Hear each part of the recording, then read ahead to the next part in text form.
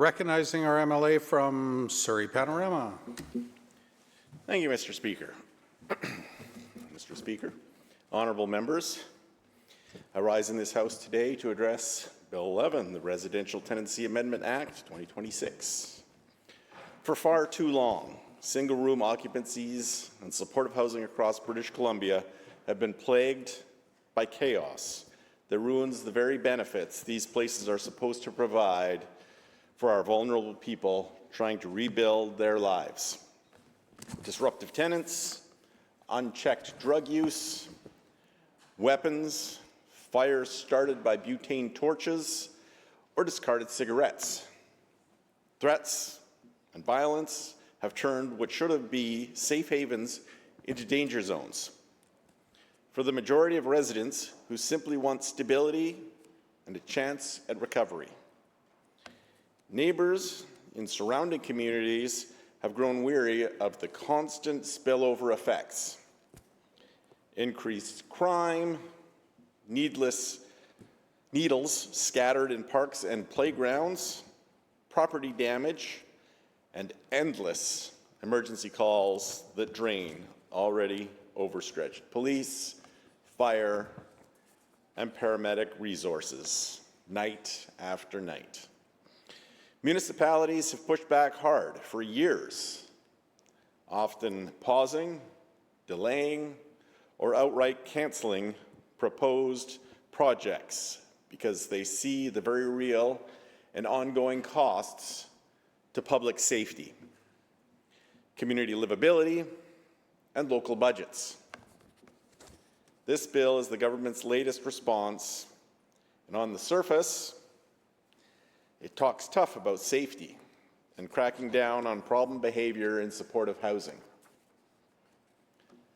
But when you scratch beneath the surface and examine the details clause by clause, it does very little to actually solve the deep systemic problems we face every day in these facilities.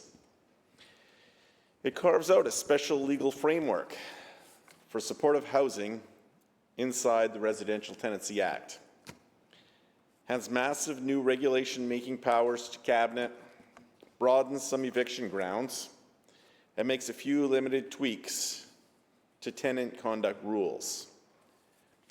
That is essentially it. No bold new investments. No comprehensive fixes. There are no new mandatory staffing ratios, no guaranteed treatment beds or addiction services, no requirement for meaningful on-site clinical supports, and no clear protocols on who actually responds when a tenant is armed and dangerous inside the building. It completely ignores the unsafe housing conditions that continue to breed these problems in the first place.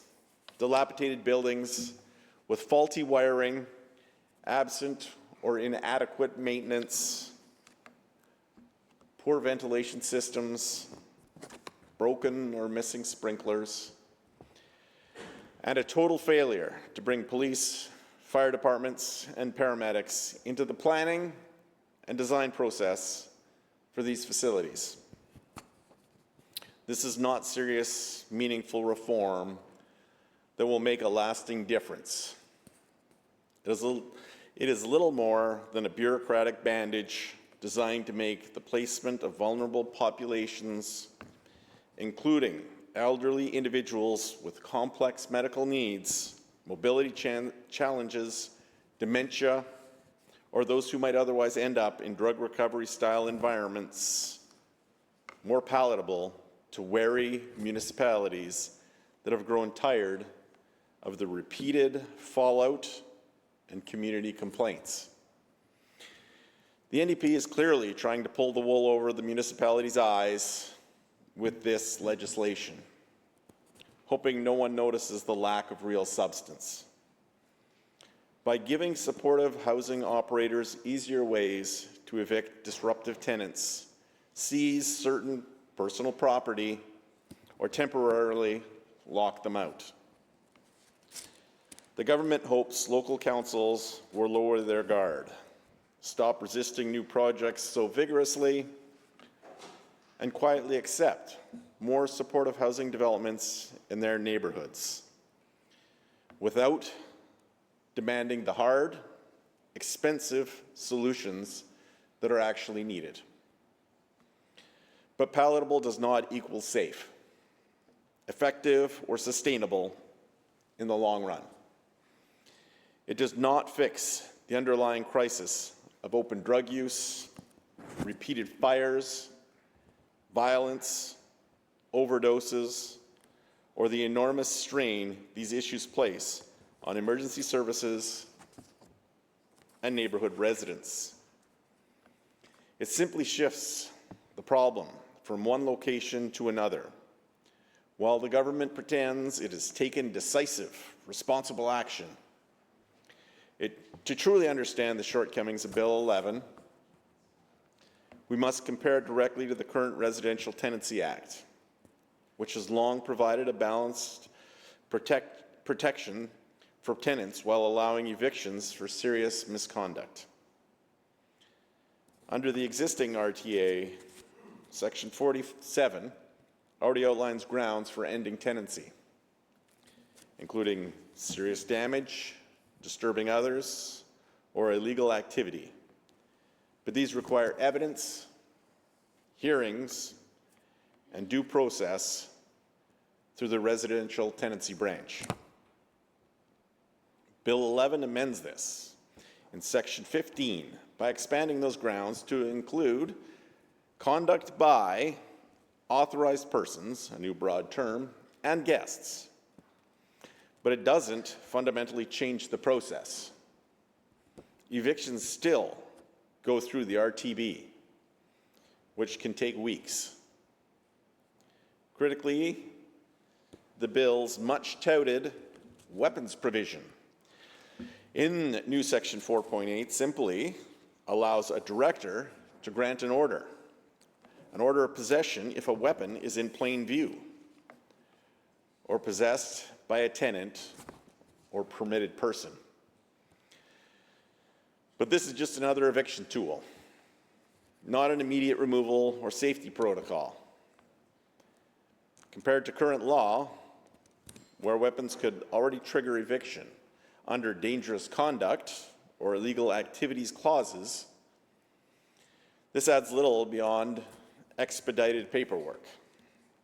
There's no on-site authority for operators to act without Residential Tenancy Board involvement. No police integration, no protections for bystanders and their likely elderly residents during the process. Now let us walk through the bill clause by clause so the record is crystal clear on exactly what this legislation does. And more importantly, what it glaringly fails to do. Clause 1 is purely structural. It repeals and replaces headings to reorganize Part 1 of the Act as interpretation. This is administrative housekeeping with zero impact on safety, tenant protections, or the daily realities in support of housing. It changes nothing for elderly tenants facing fire hazards or violence. Clause 2 adds a definition of authorized persons, which includes landlords, other tenants, permitted individuals, and anyone lawfully on the property. It also amends the definition of landlord by removing reference to service agreements. Minor on its own, but this sets the stage for later expansions that blur lines of responsibility, potentially holding vulnerable tenants accountable for the actions of casual visitors.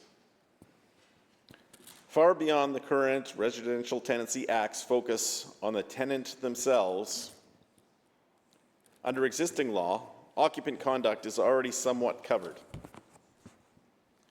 But this broadens it without safeguards. Clause 3 adds definitions for housing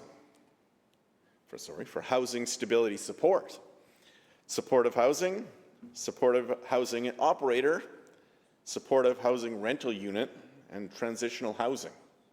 This establishes the terminology necessary for a separate supportive housing framework. However, assessment criteria for who qualifies may be prescribed by regulation or even set by the operator if none are prescribed, giving enormous discretion while leaving elderly tenants or those with cognitive challenge at risk of misclassification or rushed processes with no statutory safeguards. The current RTA has no such silos. It treats all tenancies uniformly, providing consistent protections that this bill starts to erode without replacement. Clause 4 creates a new heading, called Part 1.1, Scope of Act and Division 1, Application of Act. Clause 5 removes reference to service agreement from Section 3. Clause 6 simply removes an exemption for certain housing-based health facilities that provide hospitality support services and personal care. These are mostly headings and cleanup. Funneling more units into the framework without adding real protections or addressing unsafe conditions like faulty wiring that plague current facilities. Clause 7 gets to the heart of the bill. The new Division 2 on special provisions for supportive housing. Section 4.1 confirms this division applies specifically to supportive housing rental units and clarifies it does not affect existing exemptions. And Section 4.2 defines what qualifies as supportive housing rental unit, requiring operation by a supportive housing operator, tenant assessment as homeless or at risk, and support available.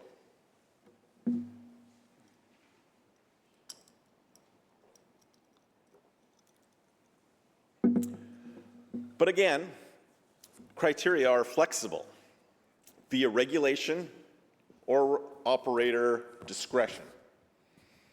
This gives operators and cabinet significant leeway, contrasting with current RTA's rigid tenant rights.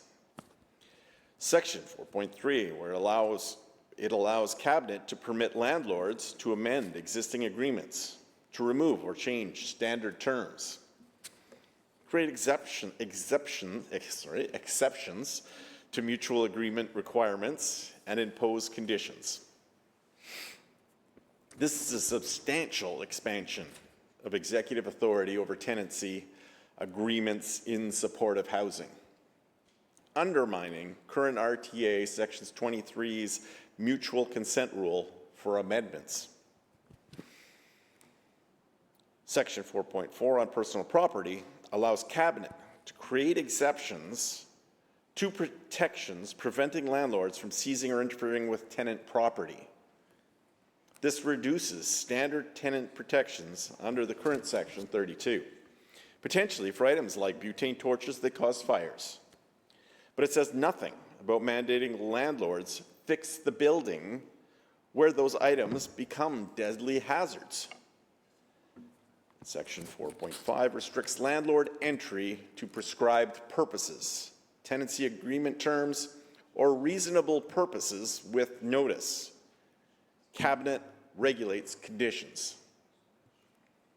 Under current law, entry is already regulated in Section 29 with notice.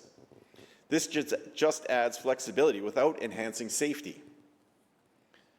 Section 4.6 will allow cabinet to permit landlords to restrict tenant access in, again, prescribed circumstances, possibly with director approval or interim orders without notice. This grants huge power over tenant movement, far beyond current Residential Tenancy Act provisions, and risks elderly tenants being locked out from vital medications or care Section 4.7 lets Cabinet create exceptions to cleanliness requirements on vacating. Section 4.8, order of possession on the weapons, creates a specific ground for ending tenancy if a tenant or permitted person possesses a weapon on the property or it is in plain view. The director may grant an order. Cabinet defines weapon and considerations. This is the bill's big tough on safety headline. But compared to current law, it's just a streamlined eviction path under Section 47. We're still requiring RTB process, no immediate police response, no operator training mandates, and zero protection for elderly or recovering residents caught in crossfire. It evicts people found with weapons, but does nothing further. No de-escalation protocol, no mandatory supports to prevent reoffending, no safeguards for our seniors. So if we look at it, the one big thing in here is not providing safeguards for our seniors or the vulnerable. Section 4.9 allows Cabinet to prescribe minimum compensation for non-compliance. So clauses 8 through 9 are organizational, adding headings and repealing minor ones. Clause 10 amends Section 12 with minor wording, which is every tenancy agreement to a tenancy agreement, potentially narrowing scope slightly from current law. Clause 11 makes Section 23 obligations subject to regulations, increasing flexibility beyond current fixed rules. Clause 12 amends Sections 32 and 33 to include occupants in responsibility provisions, expanding beyond the current tenant-focused accountability. Clause 13 makes Sections 35 obligations regulatable. Clause 14 repeals the occupant definition in Section 45(1) to align with authorized person. Clause 15, we're amending Section 47, this is grounds for ending tenancy, by expanding conduct grounds, replacing references with authorized persons, and broadening illegal activity to include permitted persons. This significantly expands eviction grounds from current law, but still funnels through the Residential Tenancy Board hearings. Clause 16 does the same for Section 56. Clause 17 amends Sections 89 to include weapons and prescribed service methods, again bringing in the most important point of this bill. Clause 18 massively expands regulation making under Section 97, covering definitions, inspections, weapons, compensation, and differentiated rules by class. This dwarfs current regulation powers, letting Cabinet rule by decree without legislative scrutiny. Clause 19 repeals unproclaimed 2006 provisions. Clause 20 staggers commencement by regulation. So, Mr. Speaker, this clause by clause reveals a bill obsessed with operator tools but blind to systemic failures. Bill 11 talks tough on safety, but ignores unsafe housing conditions that fuel the problems day to day. It targets tenants with broader eviction powers, especially the narrow weapons clause, while completely ignoring drugs, fire risk, and lack of supports. The weapons provisions in 4.8 simply allows evictions of people found with weapons, and nothing further. No mandatory police involvement, no risk assessments, no protections for elderly residents nearby who could be endangered during removal. Our seniors in recovery deserve better than eviction only. They need prevention through staffing and treatment. The government left police, fire, and paramedics entirely out of the room. No integrated protocols. housing workers are put at risk without clear rules or protection. Member, could I call on you to adjourn debate just for a moment? We've got one of the houses reporting to us. Yes, I would And reserve your reserve my place. right to continue and move to adjourn debate, please.